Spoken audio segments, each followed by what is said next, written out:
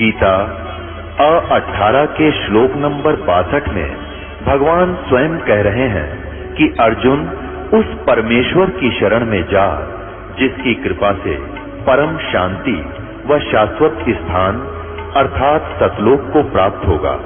वो परमेश्वर कौन है, कहां है, कैसा है, जानने के लिए कृपया अवश्य सुनिए जगत गुरु तत्वदर्शी संत रामपाल जी महाराज के अमृत वचन।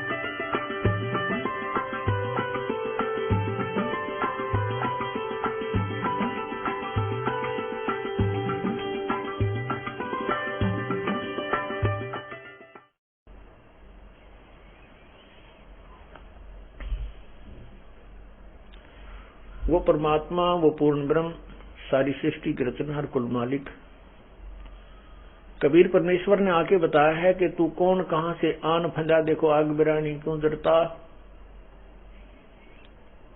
और जो साधना हम करते हैं वो गलत करते हैं, तो वो साधना हमारी ठीक नहीं है। दाढ़ी बढ़ा ली, केस बढ़ा लिए, फिर साधु बन गया, राख रमा ली, कान पड़वा लिए, तो जनसाधारण को तो ऐसा लगता है बड़ा सिद्ध पुरुष होगा, इसको प्रणाम करते हैं, उसकी सेवा करते हैं। परमात्मा कहते हैं जबकि संसार छोड़कर जाएगा नादान प्राणी, भगवान के दरबार में तेरे इस ऊपर के आडंबर की कोई बूझ नहीं है। यदि तेरे पास सतभक्ति की कमाई है तो वहां तेरी को राहत मिलेगी, नहीं तो नरक में डाल दिया जाएगा, पिटाई होगी, घेर के कुटेंगे बुरी तरह। चुंडित मुंडित पकड़ लिए, इनसे जम किंकर ना डरता।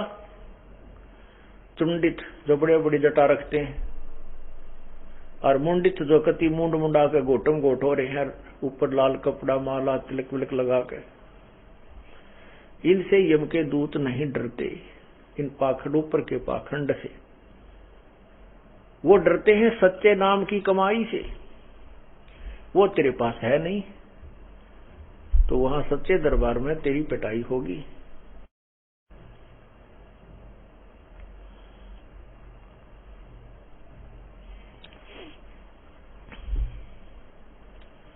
पुण्यात्माओं, उस परमात्मा की भक्ति के बिना इस जीव का कहीं ठिकाना नहीं है। क्या कहते हैं भगवान, आगे गए ना बावड़े, रहते भी सब जाही, बिन साहिब की बंदगी की ठोड़ ठिकाना नहीं।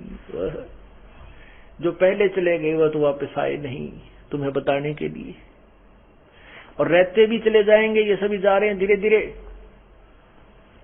और बिन साहेब यानी पूर्ण परमात्मा कबीर साहब की सत भक्ति के बिना तेरा कितना ठिकाना ना, कहीं ठोर ठिकाना ना।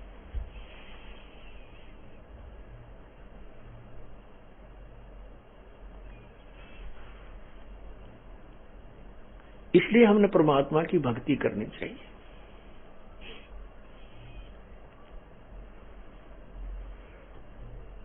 तो क्या बताते हैं परमात्मा, यो सौदा फिर नाही रे संतो, यो सौदा फिर नाही, यो सौदा फिर नाही रे संतो, यो सौदा फिर नाही। परमात्मा बंदी छोड़ हमें यह बताना चाहते हैं कि ये मानव शरीर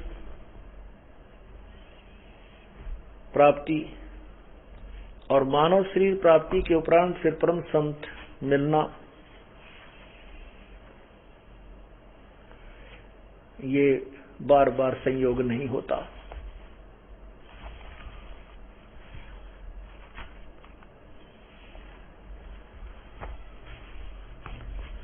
और इसका हमने लाभ उठाना चाहिए। पुण्यात्माओं, आपके ऊपर बहुत ज्यादा मेहर हुई है प्रभु की, और अब आप बहुत पुण्यकर्मी प्राणी हो जो इस सतलोक आश्रम बरवाला व क्रोथा से संबंधित हो चुके हो।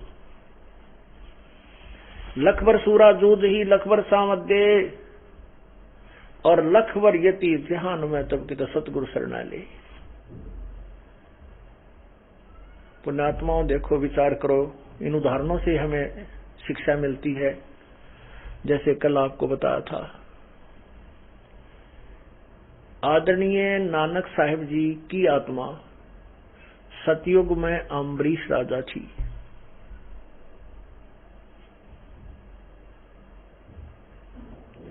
अम्बरीश राजा थे वो, और बहुत ही नेक थे। जनता बड़ी सुखी थी, स्वयं भी धार्मिक थे, जनता को भी अच्छे न्याय दिया करते थे।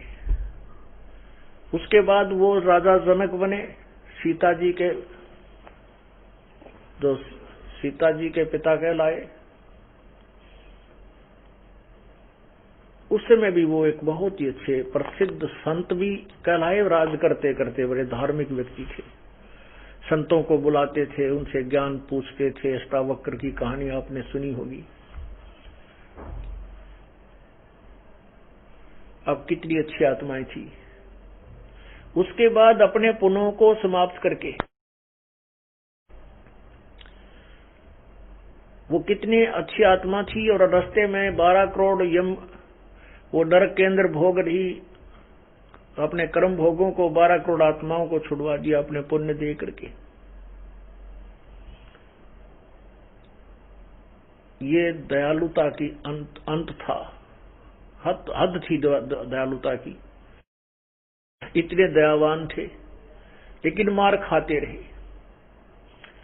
फिर वो आगे क्या बने? नानक जी बने, जो सिख धर्म के प्रवर्तक माने जाते हैं। अब वो इतनी अच्छी आत्मा थी, और फिर इसलिए परमात्मा की शरण प्राप्त हुई उसको। फिर परमेश्वर आकर मिले और उनको सतलोक लेकर गए, अपनी वास्तविकता से परिचित करा। क्योंकि ये ज्ञान गुण से नहीं मानता प्राणी, बहुत शीघ्र से नहीं मानता। क्योंकि ज्ञान तो अज्ञान बहुत ज्यादा सुना हुआ होता है, उस अज्ञान को हम ज्ञान मानकर आरूढ़ हो चुके होते हैं। तो परमात्मा ज्ञान सुनाने की चेष्टा बहुत की। प्रभु ने सच्चाई नानक साहब को बताई, उन्होंने महसूस भी की, लेकिन अपने पुराने ज्ञान के, वो पुराना ज्ञान जो है वो आड़े आता रहा।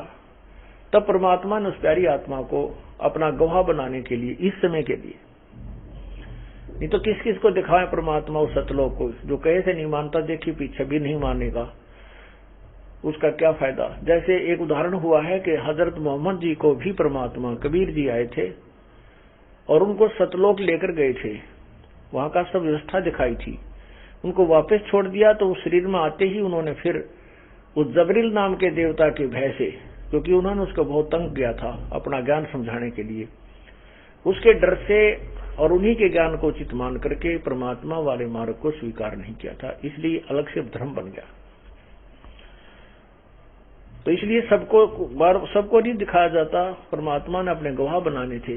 नानक साहब को दिखाया सतलोक, और वहां अपनी समर्थता दिखाई कबीर परमेश्वर ने, तो नानक साहब ने स्वीकार किया। तो कहने का भाव यह है कि लखबर सूरा जूझ ही लखबर सामत दे, और लखबर यति ध्यान में जबकि तो सतगुरु शरणा ले।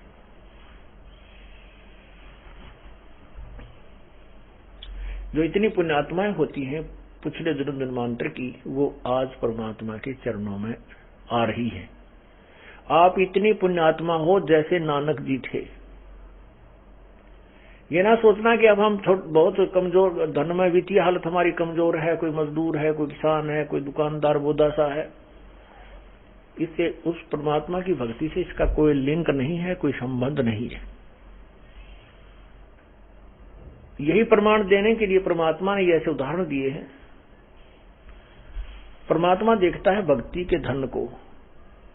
कबीरा सब जग निर्धना धनवंता ना को, धनवंता सो जानिए जिस पर राम नाम धन। जो अन्य धन है वो पूर्व जन्म के पुण्यों का है, वो पुण्य आपने अपने राजा बनकर या किधर सेठ बनकर फैक्ट्रियां लगाकर हेलीकॉप्टर लेकर के वो बर्बाद कर डाली। जो आगे की भविष्य की कमाई थी वो नहीं की, जिससे फिर निर्धन हो गया। पिछले जन्म में सेठ, वर्तमान में उसको नौकरी भी नहीं मिल रही, या छोटी सी 20-30 रुपए की नौकरी करता है, 100-200 रुपए की, 1000-2000 रुपए की।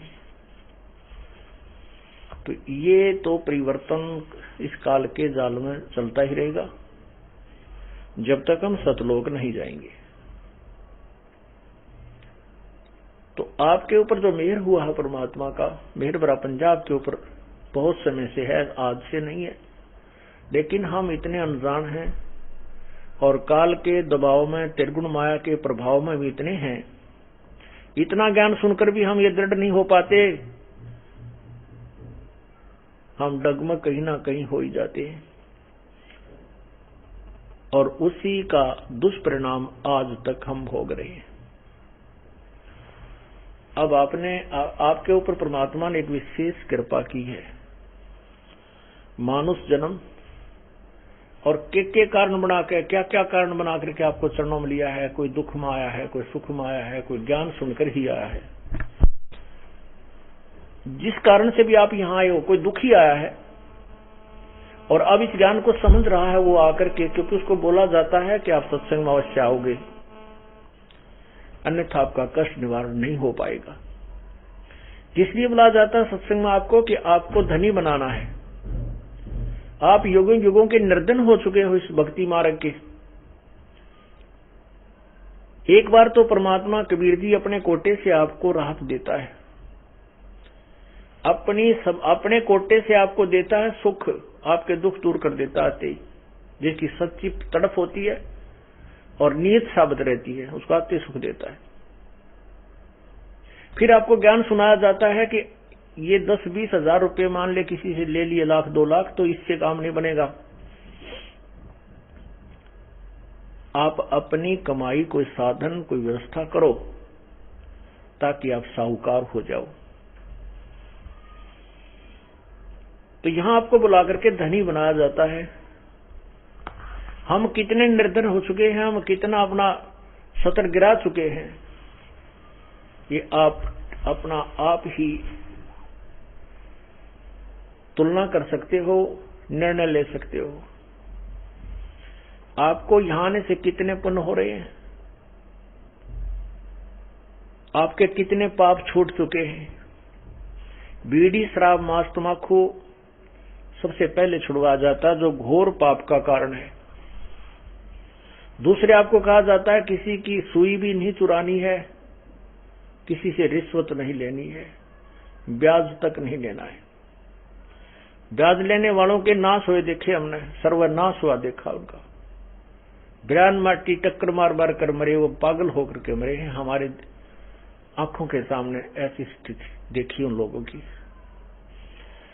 जो ब्याज लेते थे और बहुत महंगा लेते थे। आज से 50-40 वर्ष पहले 5 रुपए सैकड़ा ब्याज है। भगवान, आज भी नहीं है 5 रुपए सैकड़ा, किसी बैंक में भी नहीं आज तक। और फिर उस व्यक्ति की क्या दुर्गति हुई हमने आंखों देखा था। पागल हो गया, टक्कर मारा, अपनी टट्टी ने अपने मुंह पर मारा, कुआं खा ले, बुढ़ापे में बुरा हाल होकर मरा वो। तो परमात्मा यह कहते हैं कि ब्याज भी नहीं लेना हमने, इन अच्छे हथकंडों से हम धनी नहीं बन सकते। धनी बनेंगे परमात्मा की रजा से।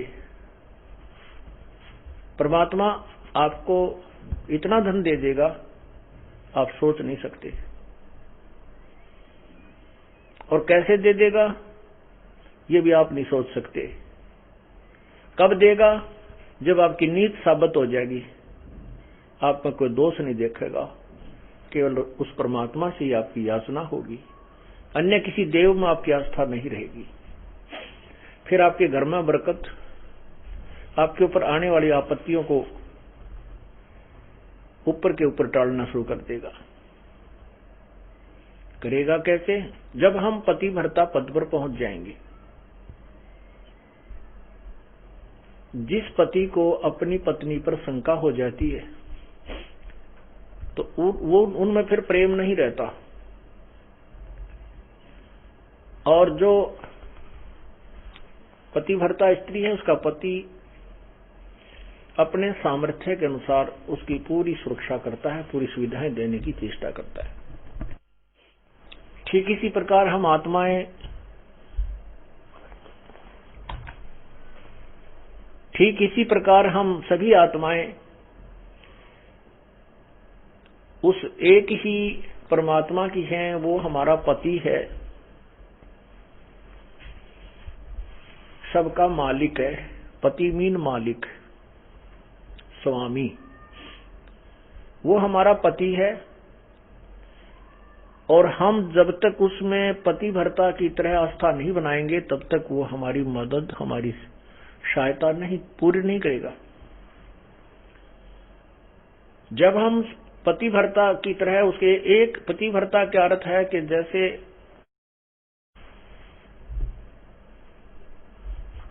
अपने पति के अतिरिक्त किसी भी परपुरुष में आस्था ना हो, चाहे कोई कितना ही खूबसूरत हो, कितना ही धनी हो, चाहे वो कितना ही चटक मटक हो, हमारे मन में दोष नहीं आना चाहिए। और एक अपने पति पर हमने श्रद्धा रखनी चाहिए, उसमें आस्था रखनी चाहिए, तो हम पतिव्रता। पतिव्रता का अर्थ ये भी नहीं होता कि पति के अतिरिक्त सबका अनादर करे, किसी का अनादर नहीं करना। जैसे जेठ जेठानी घर में होते हैं, जेठ है, जेठानी है, देवर देवरानी है, ननंद है छोटी बड़ी, सास ससुर हैं, इन सबको यथोचित सत्कार देना पतिव्रता का प्रथम कर्तव्य है। लेकिन जो समर्पण अपने पति में होता है वो किसी में नहीं हो सकता, नहीं होना चाहिए, तो हम पतिव्रता हैं। तो उस ऐसे ही जब हम कबीर परमेश्वर के चरणों में आते हैं, हमें ज्ञान होता है, तो हम अपने परमेश्वर के अतिरिक्त किसी के से अपनी मनोकामना पूर्ण की तरफ सपने में भी नहीं सोचेंगे, तो हम पतिव्रता है। ठीक है, हमारे कोई जैसे ब्रह्मा विष्णु महेश, देवता ऋषिजन संतजन कोई भी हैं, आदरणीय हैं, लेकिन पूजनीय नहीं है।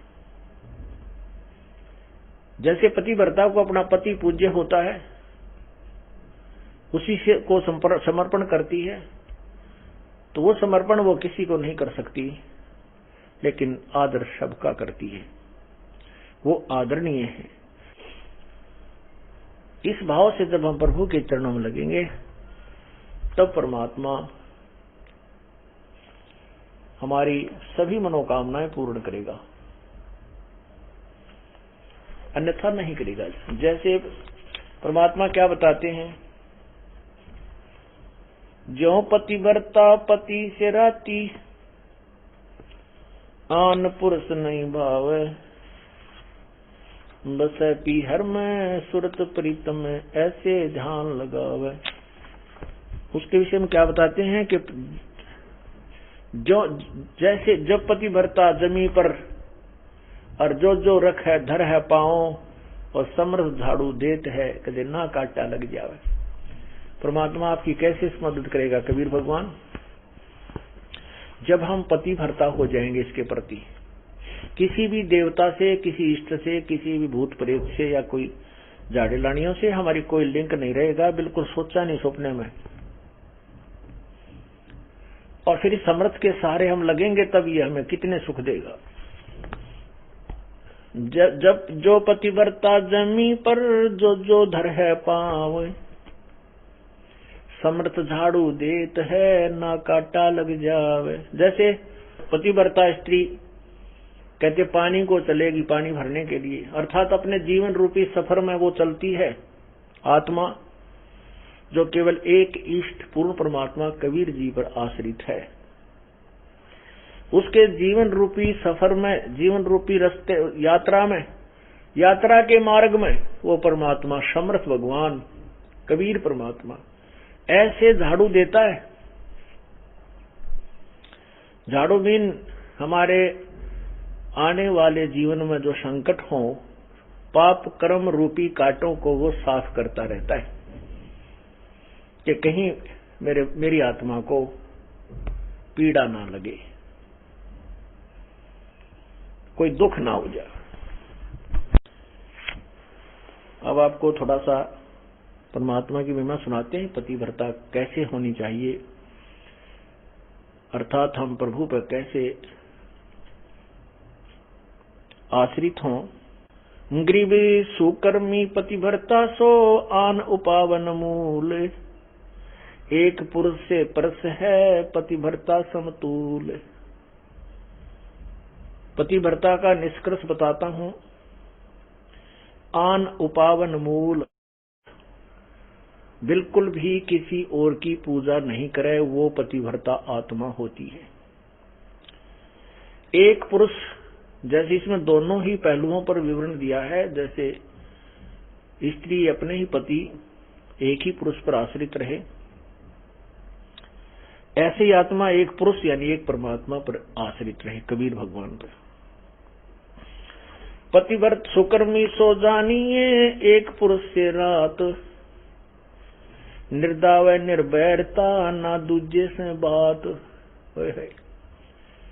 अपने मनोरथ पूर्णा के लिए वो किसी अन्य पुरुष से बात, किसी अन्य भगवान की इच्छा नहीं करती, वो पतिव्रता होती है।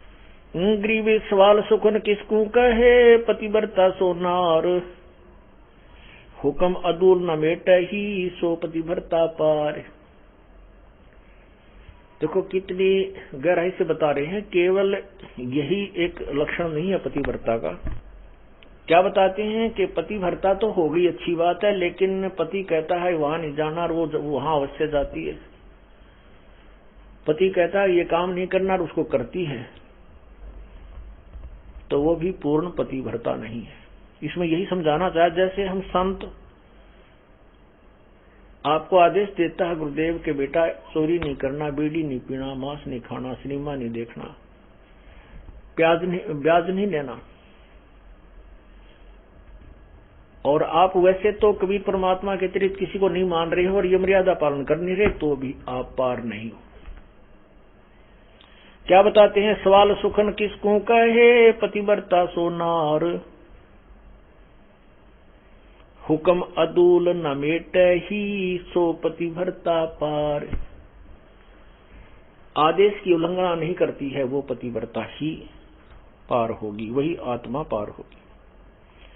गुरु वचन निश्चय कर मन, पूरे गुरु की सेवा ठान।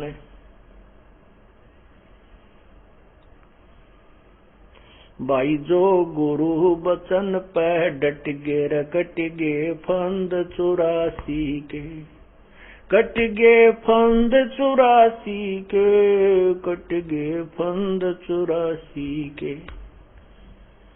भाई जो गुरु वचन पर डट गे रकट गे फंद 84 के। वस्तु मिली ठोड़ की ठोड़ मिटगी, मन पापी की दौड़। वस्तु मिली ठोर की ठोर मिटगी, मन पापी की दौड़। भरम मिटे मुथरा काशी के, भरम मिटे वो मुथरा काशी के। भाई जो गुरु वचन पर डट गे, कट गे फंद 84 के। अब जो गुरु की आज्ञा का पालन करते हैं, सत साधना करते हैं, फिर उनको वस्तु मिल जाती है जिसकी तरफ में वो घूम रहे थे। फिर वो मथुरा में भगवान रहता है, वहां परिक्रमा देने से भगवान मिलता है, वृंदावन जाने से मिलता है, काशी में भगवान है। कहते ये भ्रम हमारे फिर सब मिट गए।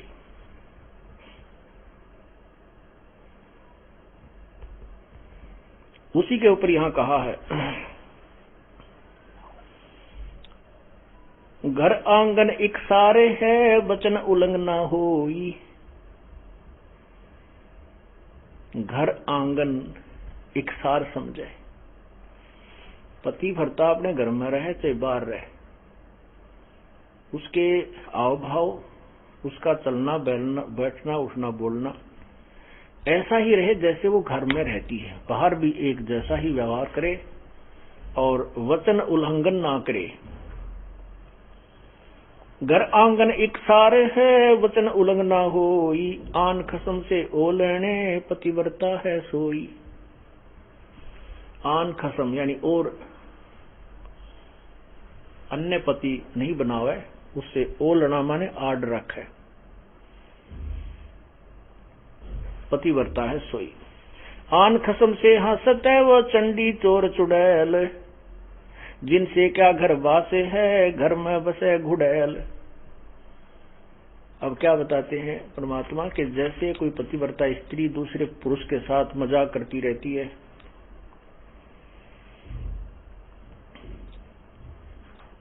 तो उससे दुर्भावना पूर्ण करती है, तो उसमें दोष है। वो कहते हैं वो तो एक भूतनी बसे घर में, और उससे क्या घर, जिनसे क्या घर बास है, घर में बसे गुड़ैल। ऐसे ही ये पतिव्रता यहाँ आत्मा की तरफ ज्यादा संकेत है। परमात्मा कहते हैं कि मुझे ऐसे ही अच्छे नहीं लगोगे यदि तुम ऊपर से तो कबीर साहब करते हो, अब कबीर पंथी हैं, कबीर साहब के मानने वाले, अंदर से सारे देवताओं की पूजा करते रहते हो। आन खसम से हंसत है वो चंडी चोर चुड़ैल। परमात्मा इतने नाराज होते हैं। कहते हैं परमात्मा 100 वर्ष सतगुरु की पूजा, एक दिन आन उपासी, वो अपराधी आत्मा फिर पड़े काल की फांसी। 100 वर्ष तो ये साधना करते रहना जो हम आपको बता रहे हैं, और एक दिन अन्य पूजा कर लेना, परमात्मा कहते हैं वो अपराधी आत्मा पड़े काल की फांसी। तो ऐसी गलती क्यों करेंगे हम? तब करेंगे जब हम ज्ञान नहीं सुन पाएंगे, और ज्ञान उस दूसरे ज्ञान के लोगों से हम ज्यादा संबंध रखेंगे, तो वो हमें विचलित कर डालेंगे। यहाँ जींद के अंदर एक रमेश जैन भक्त है, आप भी हमारा सेवक हो। उसकी पत्नी को दौरे पड़ते थे, दमा था उसकी पत्नी को, दमा था उसकी एक लड़की को दौरे पड़ते थे। 2 जुड़वा बच्चे थे, वो बहुत बीमार रहते थे। महीने में 2-2, 3-3 हजार रुपए का उनका डॉक्टरों का, मेडिकल का खर्चा होता था। एक भक्त ने उनको समझाया कि आप हमारे गुरुदेव से उपदेश लो, कभी परमेश्वरी की शरण में आओ, आपके सब झंझट मिट जाएंगे। काफी कुछ कहने से उन्होंने मान लिया, और फिर वो टर्म एंड कंडीशंस भी बता दी इसको कि ये नहीं करना आपने। जब तो उन्होंने मान लिया, ठीक है हम तो बहुत दुखी हो गए हैं, इनको पूजा करते करते और साधनाओं से हमारी दुर्गति हो रही है, तो हम क्या करेंगे, हम नहीं पूजेंगे उनको। उन्होंने उपदेश ले लिया। उपदेश लेने के बाद उस बहन के 2-3-4 महीने तक कोई दमा नहीं, लड़की के दौरे पड़ा करते, उसका कोई दौरा नहीं, बच्चे स्वस्थ हो गए। वो तो इतनी खुशी मनाई, ओहो हे भगवान, भगवान मिल गए हमें। तो परमात्मा कहते हैं पर्वत पर्वत में फिरा, कारण अपने राम, राम जैसे संत मिले जिन सारे सब काम। अब क्या हुआ कि उसने वो 3-4-5 महीने के बाद ये गुग्गा पीर का दिन आ गया, गुग्गा नौमी आ गई। उसकी पड़ोसन आई, कहने लगी है कमलेश, और गुग्गा की पूजा नहीं करी तूने? वो बोली ना हम ना करा कर, हमने छोड़ दी, मारे तो जो ना गुरु का नाम ले लिया। वो किसी और पंथ से संबंधित थी, वो दूसरी लड़की जो बहन आई उसके पास, वह कहने लगी नाम तो हमने भी ले रखा है, पर पूजा सारी करनी चाहिए ना, तो ये नाश कर देंगे। उनका फलाना करना ना, वो अपने पंथ के उसके विषय में बताने लगी कि ऐसे उसने हमारे पंथ का है कि उन्होंने ये पूजा छोड़ दी थी, उनका एक का बेटा था वो मर गया, अब तो वे सारी पूजा करते हैं, और भी वो भी करने लग गए। तो वह डर गई कि कदे भाई सजोगा पीर दुखी कर दे, उसने वो पूजा पाजा अपनी कर दी। पूजा कर दी तो अगले दिन वो लड़की तो दौरा पड़ने लग गया। उस कमलेश ने सांस नहीं आवे, दमा हो गया न्यू का न्यू, और दोनों लड़कों की तबीयत खराब है। अब उस सेठ लाला जी को पता नहीं था रमेश को क्या गड़बड़ कर रही है नालायक। वो घर पे आया और वो कहा ऐसा स्थिति फिर होगी। उसने उस भगत से संपर्क किया कि भाई मारा तो फिर होगी भाई बात, कोई फायदा नहीं हुआ। वो बोला भाई ऐसे कैसे हो सकता, 2-4-5 महीने तेरे ऊपर ऐसा मेहर बख्शी है, आज कैसे नहीं हो सकती है, कैसे मानूं मैं तेरी बात, अब देख ले चाल। वो दोनों आगे, वो दोनों आगे तो क्योंकि हमें पता है कि परमात्मा की मर्यादा भंग होने से ही काल प्रवेश कर जाता है। या तो सीता के चारों तरफ जो लक्ष्मण ने रेखा खींची थी ना, लक्ष्मण रेखा समझना मर्यादा भगवान की,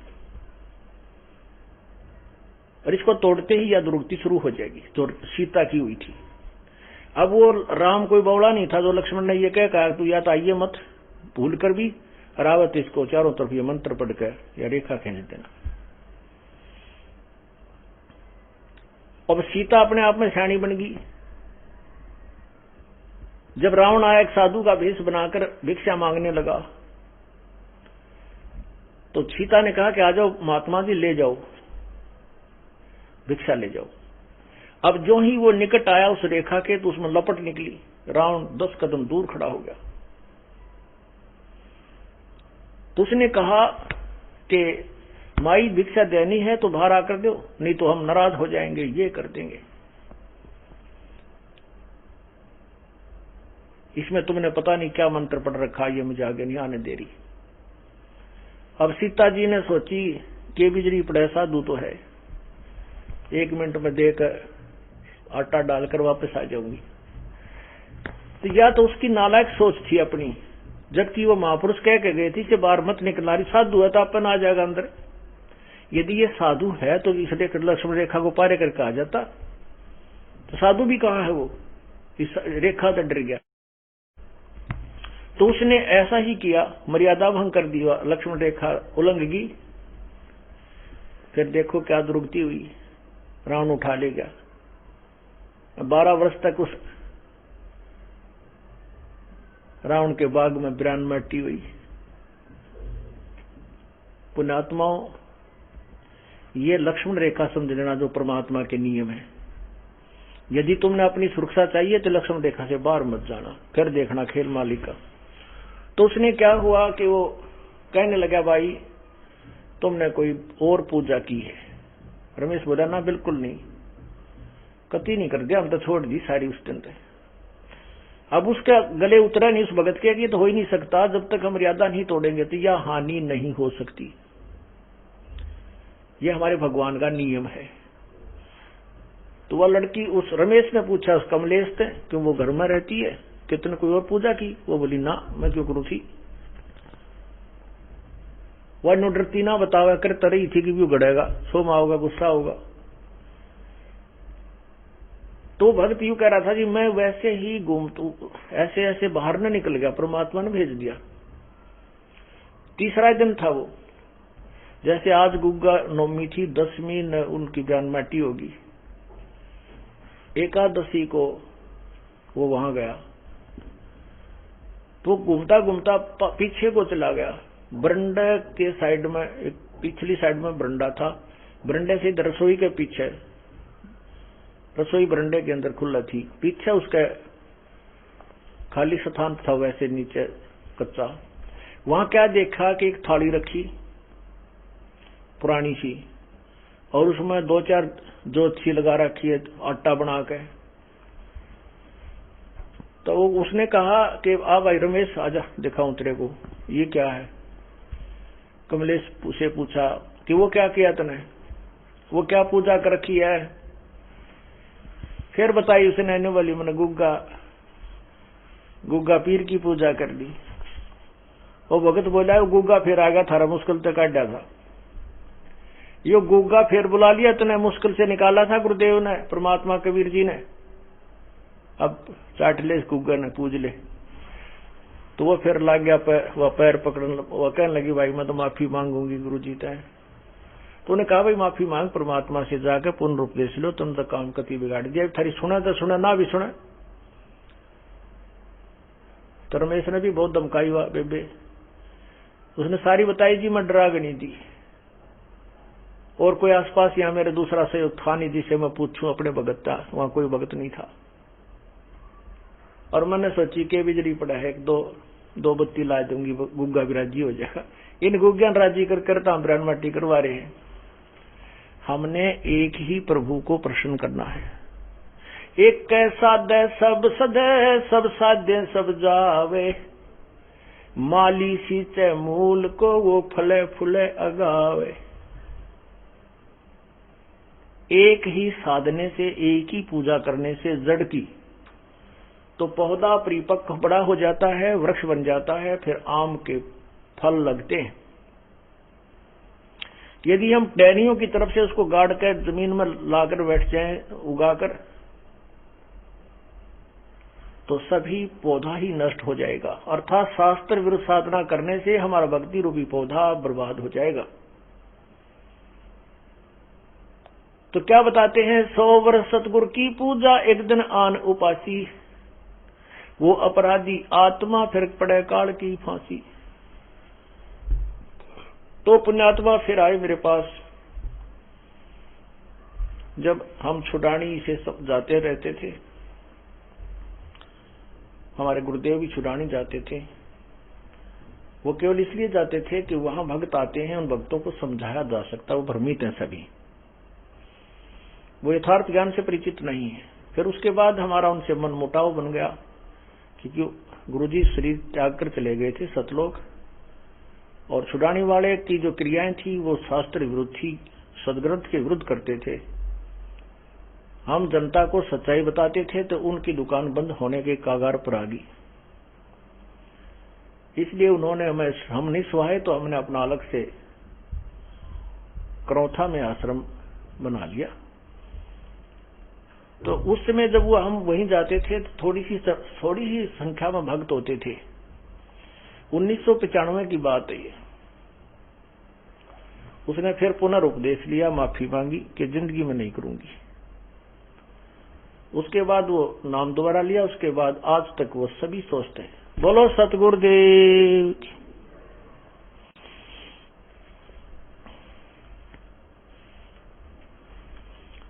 तो ऐसे हमें पतिव्रता होना है अपने कबीर परमात्मा के प्रति। गीता जी अध्याय नंबर 13 के श्लोक नंबर 10,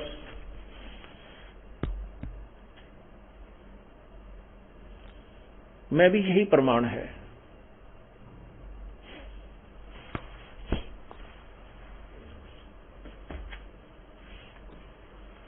उसमें लिखा है कि अव्यभिचारिणी जो भक्ति करते हैं,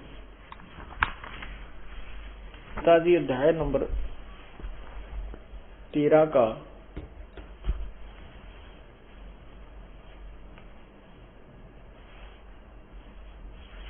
अध्याय नंबर 13 और ये मंत्र नंबर 10, श्लोक नंबर 10, अव्यभिचारिणी भक्ति, भक्ति अव्यभिचारिणी। मुझको मई माने मेरी होती है, मुझ, ये ब्रह्म कह रहा है कि मुझको अनन्य योग द्वारा अव्यभिचारिणी भक्ति तथा एकांत और शुद्ध देश में रहने का स्वभाव, विषाक्त मनुष्यों के विषाक्त समुदाय में प्रेम न होना, ऐसे 13 में लिखा, 11 में है,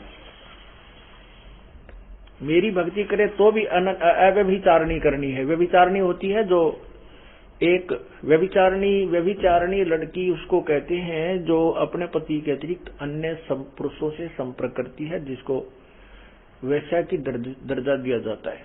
तो यहाँ कहते हैं अव्यभिचारिणी भक्ति द्वारा मेरी भक्ति करे। और फिर तत्व ज्ञान के द्वारा, क्योंकि जब हम ब्रह्म की साधना किया करते हैं तो भी हमने उस पर आश्रित रहना पड़ता है। और फिर ऐसे ही सिमिलरली हम पूर्ण परमात्मा की जिस भी इष्ट की हम साधना करते हैं उसके प्रति हमें ऐसी श्रद्धा रखेंगे तो ही वो हमें लाभ देता है, कोई भी हुआ चाहिए। तो यहाँ क्या बता रहा है कि आगे देखो 11वें में कहा कि अध्यात्म ज्ञान में नित्य सतित तत्व ज्ञानार्थ, तत्व ज्ञान के अर्थ रूप परमात्मा को ही देखना, यह सब ज्ञान है, और जो इससे विपरीत है वह अज्ञान है, ऐसा कहा है।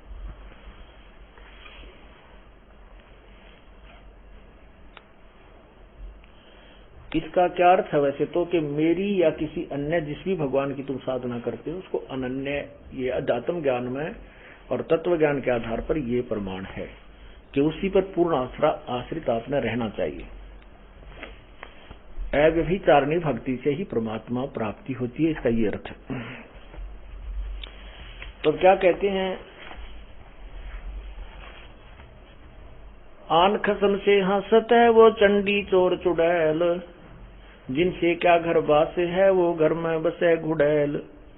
एक पुरुष अपना सही दूजा आन अनीत, अपने पति से राती ये और शिला सब भीत। सुकर्मी घर में रहे पतिव्रता सोनार, आन पुरुष से प्रीतड़ी ना रखिए घर बार। अब आपको भी संदेश दे रहे हैं परमात्मा कि जो स्त्री आपके अतिरिक्त किसी अन्य में आस्था रखती है तो वो घर में रखने योग्य नहीं है। और यहाँ इसी प्रकार परमात्मा कहते हैं जो मेरे अतिरिक्त किसी अन्य देवता को पूजेगा तो मैं भी उसको अपने घर में अपनी शरण में नहीं रखूंगा। ये आपको दोनों तरीके बता रहे हैं। अब क्या बताते हैं, जो पतिव्रता हो जाती है, सत्साधना करते हैं, पतिव्रता सुनी नहीं, कहते हैं फिर वो सुनी नहीं है, उसका रखवाला परमात्मा भगवान है। पतिव्रता सुनी नहीं रखवाले हैं राम, कल्प वृक्ष करुणामयी वो चौकी आठों याम। पतिव्रता यानी सत, एक भगवान के ऊपर आश्रित जो पुण्यात्मा है वो पतिव्रता की तरह लगी हुई है। कहते हैं फिर वह सुनी नहीं है, उसके रखवाले हैं राम, पल पल पर मदद करेंगे। आप देखते हैं एक्सीडेंट के अंदर कहते हैं जी कति और एक ही जीप के अंदर 4 भक्त बैठे थे, एक बच गया, 3 मर गए। भक्त नहीं थे वो अन्य, केवल एक ही भक्त था।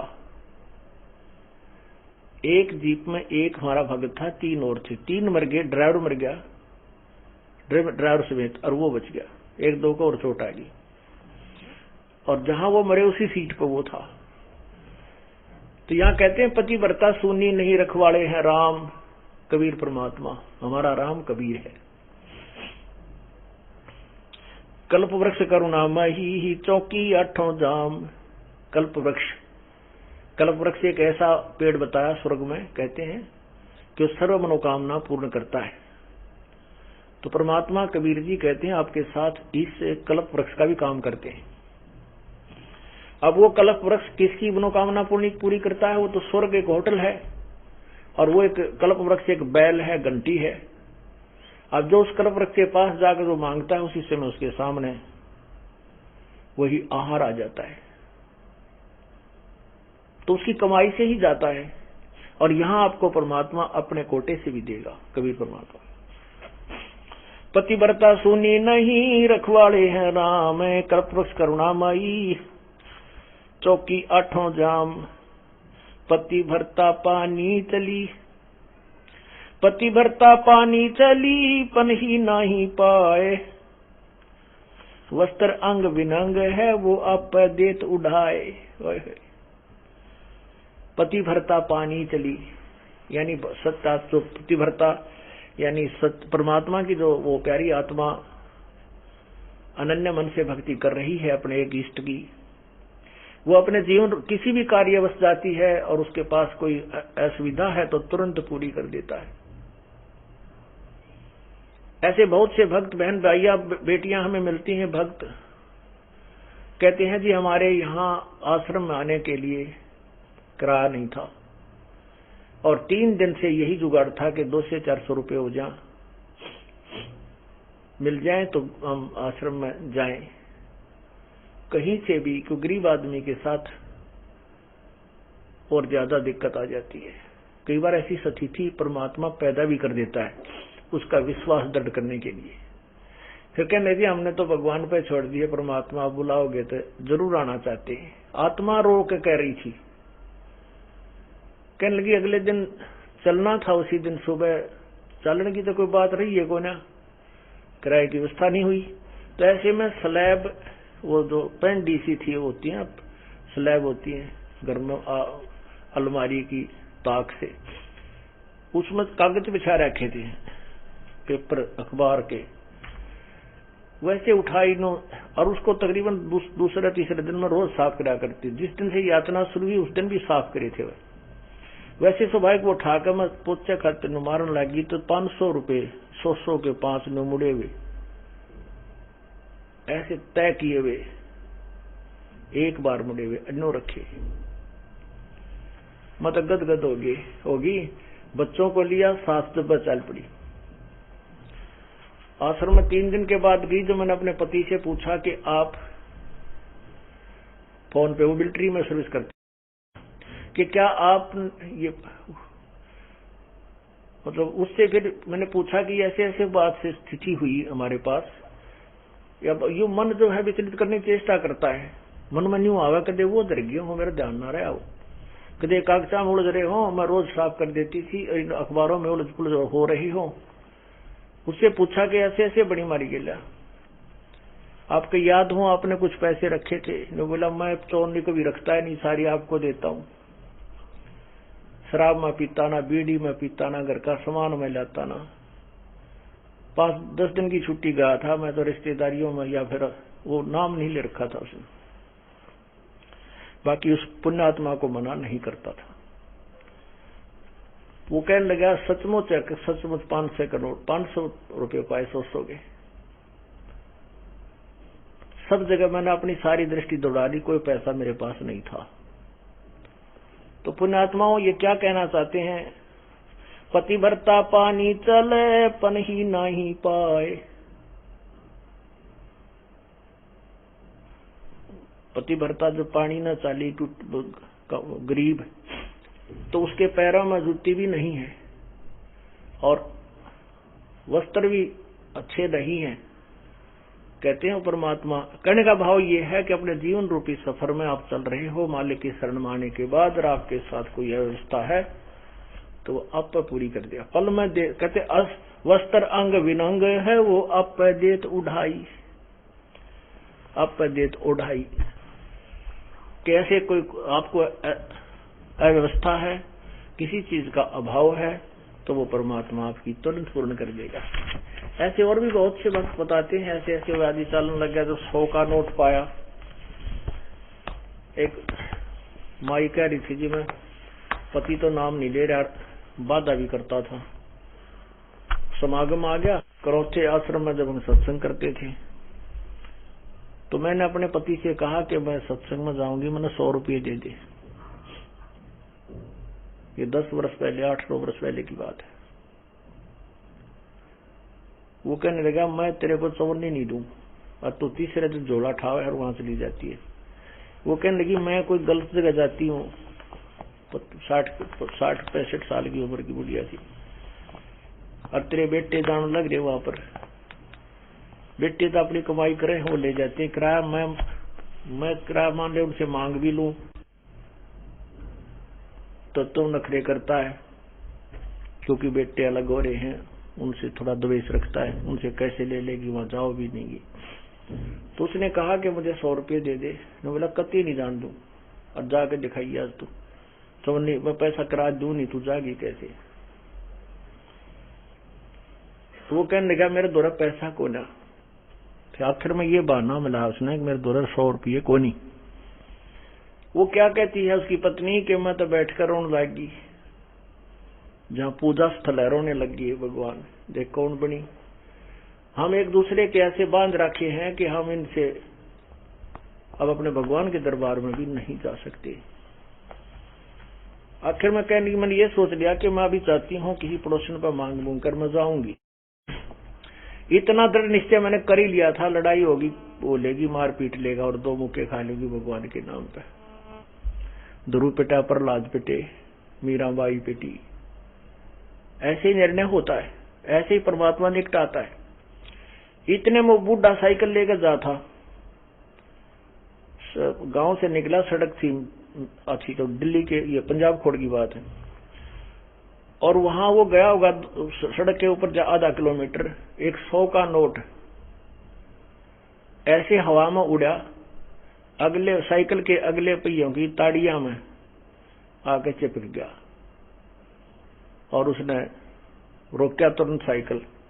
100 का नोट ताजा, उसकी तो घिघी बंद की, घबरा गया, उल्टा आया, आकर ने बोला ले भगवान, तेरे भगवान ने भेज दिया, तेरा 100 का नोट ले जा। और उसका जो है ना पसीने आ रहे, उसके बाद उसने मुझे मना नहीं किया। तो यहां परमात्मा कहते हैं पति भरता पग जमी पर जो जो धर है पाव, समर्थ झाड़ू देते है ना काटा लग जावे। पति भरता भूखी रहे, यानी पति भरता को, यानी सच्ची उस अनन्य मन से पूजा कर रही भक्त आत्मा को कोई अभाव होता है, किसी चीज की आवश्यकता होती है और वो वास्तव में उसकी आवश्यकता है, तो कहते हैं पति भरता भूखी रहे वहां समर्थ घर सोच। ऐसे पति की स्त्री के, ऐसे पति की स्त्री के काल कर्म हो मोक्ष मोच। कहते हैं जैसी भक्त आत्मा जब दुखी होती है तो भगवान के दरबार में भी चिंता बन जाती है। और ऐसे पति की स्त्री के काल कर्म हो मोक्ष, जो ऐसे दृढ़ता के साथ, समर्पण के साथ, पूरे विश्वास के साथ भगवान पर लगती है, उसके नाम पर, कहते हैं उन्हीं का मोक्ष होता है, उन्हीं के पाप कर्म नष्ट होते हैं। कहते हैं नुक्ते ऊपर रिज जगा रे कोट कर्म जल जा तुम्हारे। ये नुक्ते होते हैं जो हम लोग लाज और किसी परमात्मा के नाम पर ना किसी पति से, ना पत्नी से, ना पुत्र से कोई दबाव नहीं मानते अपने आत्म कल्याण के लिए, तो परमात्मा प्रसन्न होता है।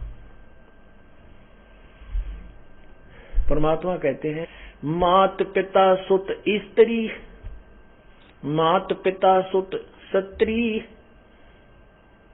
आलस बंधु कान, संत मिलन को जब चले ये अटकावे आण। मात पिता, बालक है, बेटा है, बेटी है, माँ बाप नहीं जानते सत्संग में, जो 15-16 साल के 20 साल तक हैं वो माता पिता के अधीन होते हैं।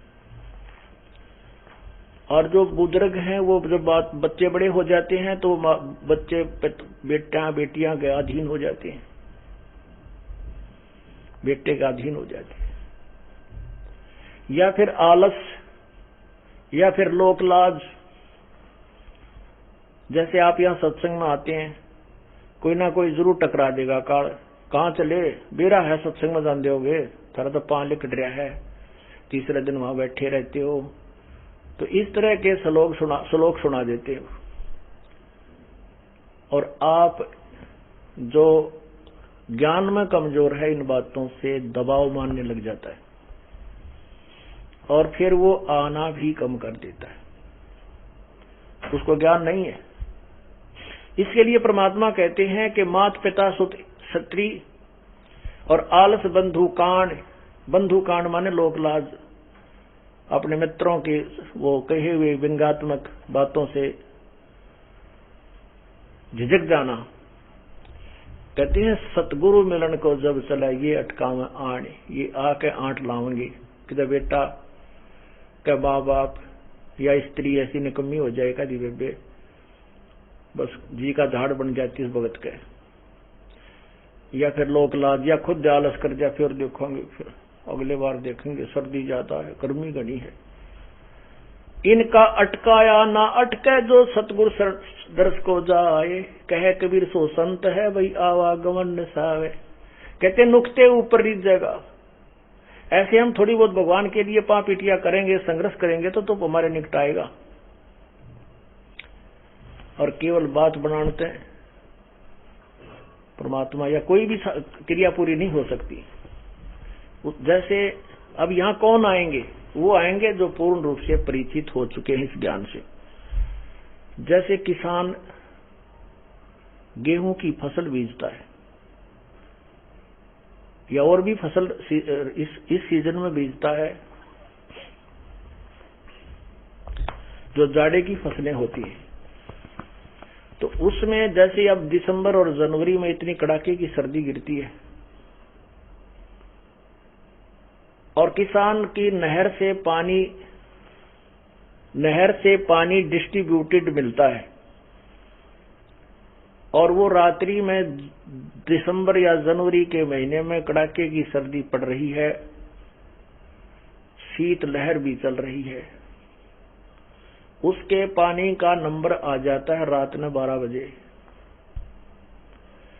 जनवरी और दिसंबर के महीने में कमरों के अंदर भी रजाई ओढ़ कर खिड़की बंद करके जब हम सोते हैं और वो किसान उस शीत लहर की परवाह न करते हुए, आरोग्य होने की परवाह न करते हुए, रात्रि के समय कोई सांप है, कोई भयंकर प्राणी पशु है, उसकी भी परवाह न करते हुए वो अपने उद्देश्य को पूरा करके आता है। वहां जाकर के कंबल और लिया होता है, खेस या कंबल को भी वहां पर मेड पर रख देता है, डोले पर, और अपना पजामा पैंट या धोती ऊपर न टांग कर और घुटनों पानी में प्रवेश कर जाता है, नाली में। खेत में घूमता है चारों तरफ, घंटा 2 घंटे जब तक वो पानी सिंचाई करता है, नंगे पैरों घूमता रहता है पानी के अंदर से, कहीं पानी निकल ना जाए, मेरा खेत से बाहर ना चला जाए। तो पुण्यात्माओं, यदि वो आलस कर जाता है और वो सोचे सर्दी है, कहीं मेरे को रोग ना लग जाए, नमूनिया ना हो जाए, तो वो सिंचाई नहीं करके आएगा। सिंचाई नहीं करेगा तो उसके गेहूं कणक नहीं होगी, और कणक नहीं होगी तो भूखा मरेगा, उसके बालक भूखे मरेंगे, फिर मांगता फिरेगा, मजदूरी करेगा, कोई चौनी भी ना देगा, वो निर्धन हो जाएगा। वो क्योंकि वो अपने व्यवसाय का, अपने क्रिया, अपने कर्म का वो पूर्ण से परिचित है,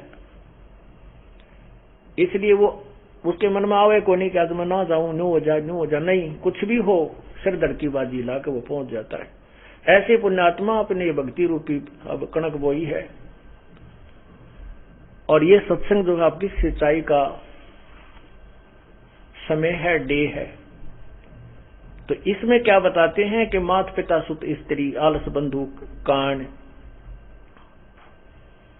और संत दरस को, सतगुरु दरस को जब चलाइए अटकावान, इनका अटकाया अटका नहीं, और सतगुरु दरस को जाए कहे कबीर सो संत है भाई आवागमन है, उसे ही खेती पूरी होगी, उसी की फसल अच्छी होगी। तो इस प्रकार हमने इस ज्ञान को ऐसे समझना है।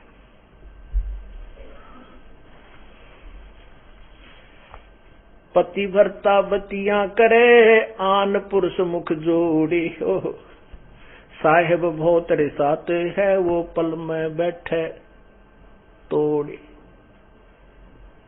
जैसे एक स्त्री अपने को किसी और पुरुष के साथ एक विशेष तरीके से बात करता हुआ को पति देख लेता है, तो वो